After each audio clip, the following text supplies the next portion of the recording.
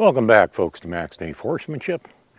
And I'm going to give you a little bit of maybe a little more extended talk about the weather today because, well, it's relevant to horsemanship in a way because right now it's a slightly warm day here. I mean, it definitely does get warmer, but it's high 20s, it'd be just into the 80s Fahrenheit. High 20 Celsius, and we just had a significant amount of rain last night, so it's fairly humid, and there's not much of a breeze, which is, well, doesn't make it very nice out, and one of the advantages of the breeze is it keeps the bugs away. Some of y'all understand that. But why am I talking so much about the weather? And oh yeah, of course the sun. That makes it, when you're out in the sun, it's definitely warmer. But actually, just for a second, I'm just going to show you what I'm talking about with all the water laying around.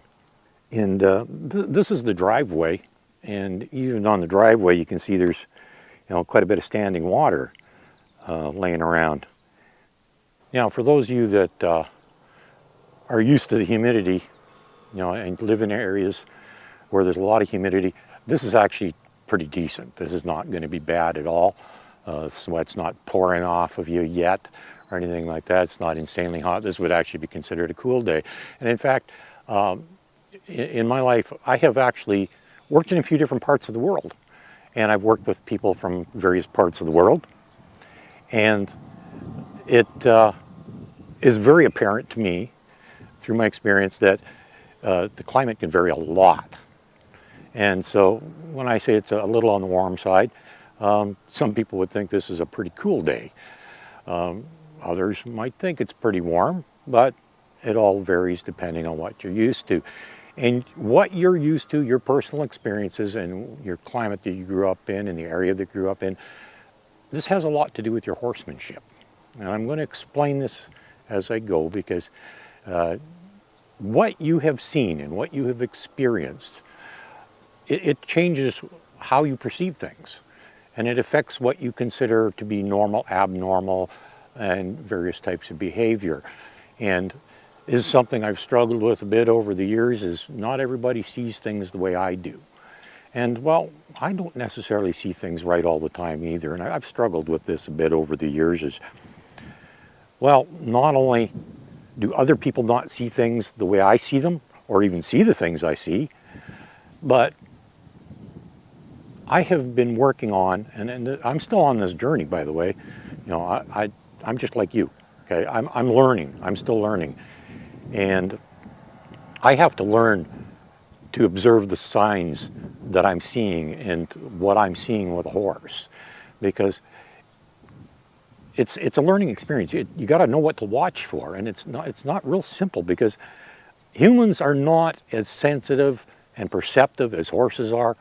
Our reactions aren't as quick to things and that sort of thing. And I'm going to bring you a horse in a minute and show you some things to watch for. And I'm not going to be able to give you lots of good examples because of the fact that she's well enough behaved that she's not going to do any of the undesirable things that I'm going to talk about. But I will show you on her, the areas to watch and the things to watch for and kind of describe them as we go. That hopefully is going to help you along because as humans, we're not as good as horses, honestly. I mean, that sounds dumb. You'd think, humans, we're superior. No, not necessarily. Horses, when they communicate with one another, they definitely have a very quick reaction and a sensitivity that we do not possess.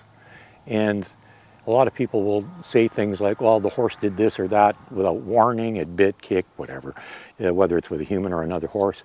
No, that's not true at all. They never do anything without warning. There's always something there that if you're really paying attention, there is a warning. And whether or not you notice it or choose to heed it, well, that's kind of up to you. And well, the same is true with other horses and how horses deal with other horses. I'll explain when I get another horse here and kind of talk to you a little bit about it. Okay, we're back. We've got a horse. And yeah, I got a lead on her. And there's actually a couple of reasons for that.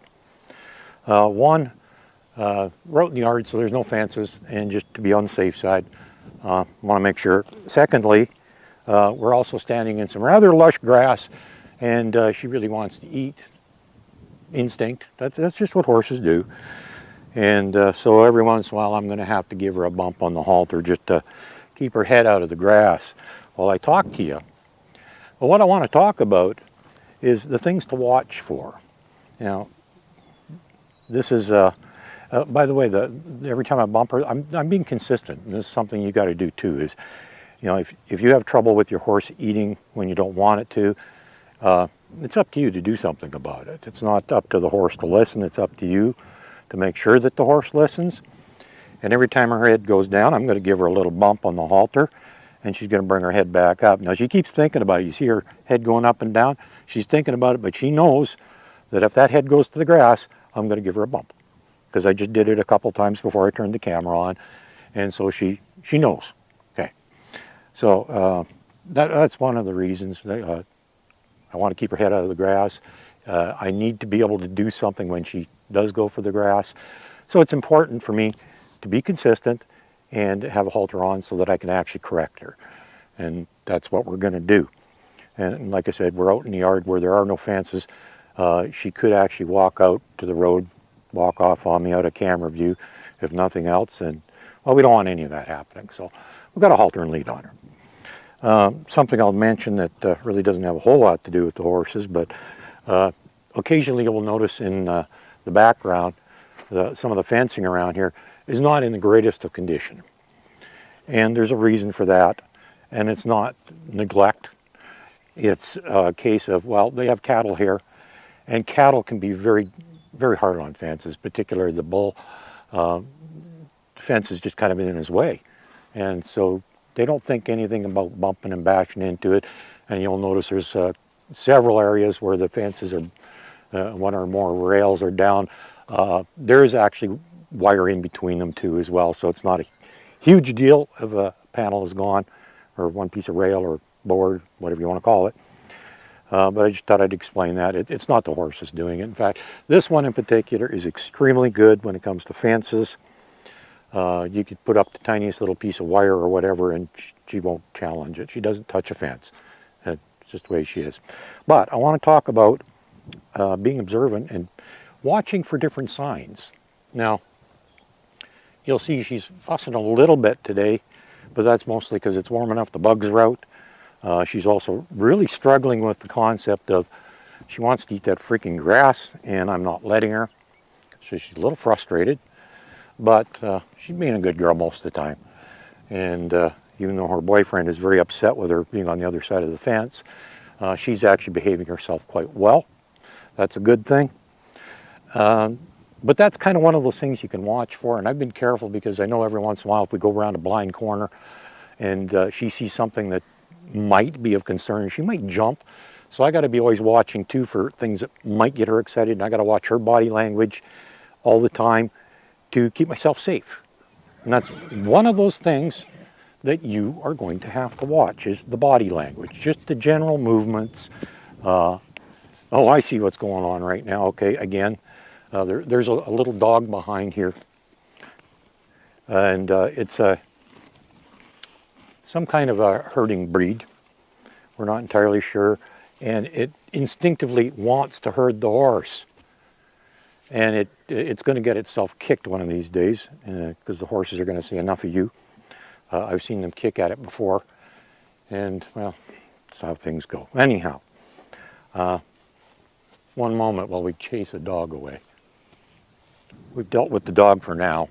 He hasn't gone too far away, but I think he knows enough to keep his distance. He knows I'm serious when I say get lost. So, watch the body language. That's one of the things you got to do. Always watch the body language. Their movements. Are they really jerky? Are they nice and smooth?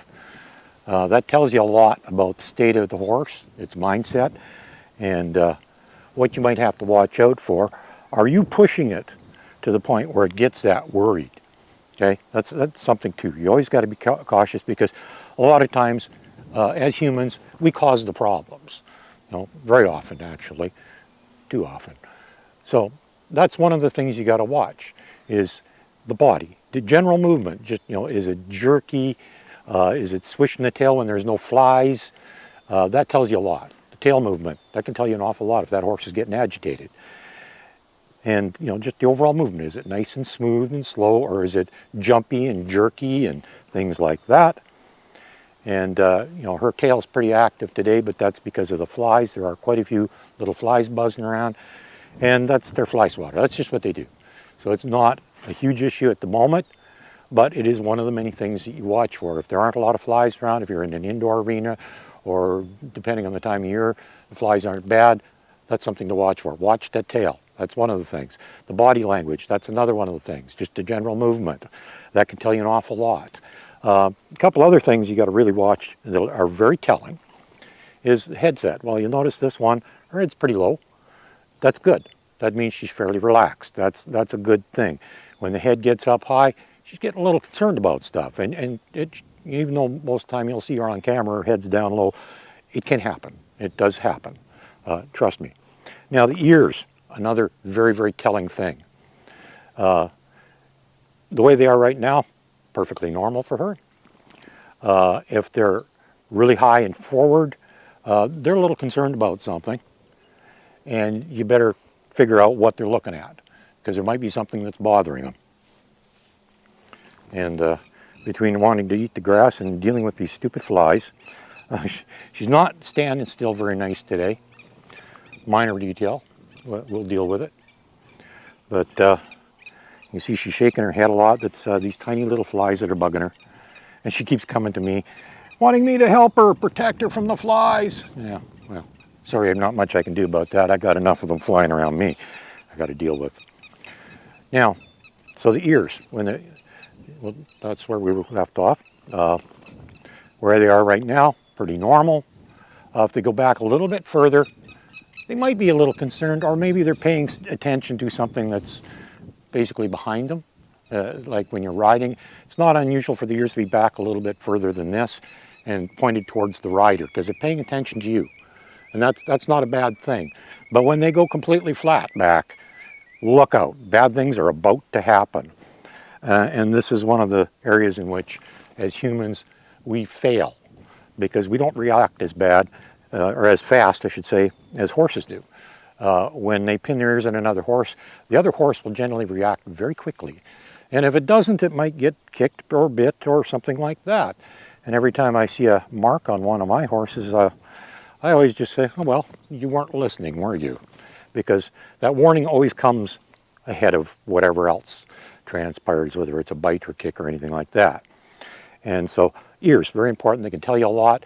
They can tell you direction that they're pointing, what they're paying attention to, and whether or not they're downright annoyed about something and about to get nasty.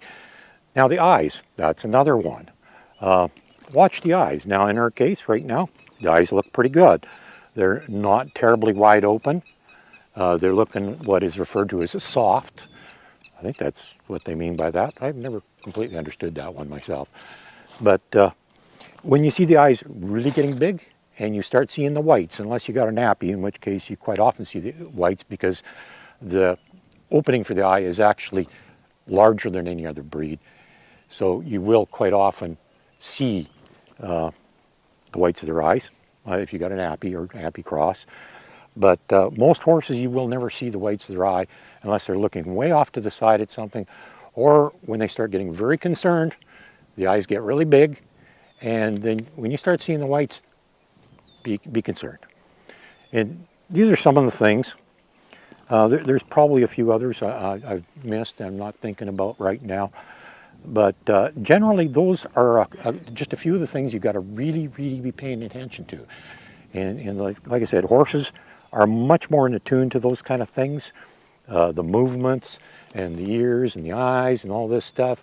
And they'll even hear a little squeal that most of you won't even notice, including myself. I'm still learning this stuff, believe me. I'm no different than you. I've told you that before. And you know, I've been stumped. On a few occasions I've watched horses interacting, and I've seen the same type of interactions happen over and over, and I've observed as closely as possible, watching for the most subtle little things, and I never saw them.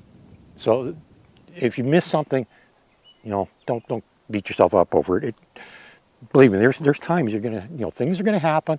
You simply are not going to notice. So that's the way it is. But always be paying attention. The eyes, the ears, the general body language, and the tail movement.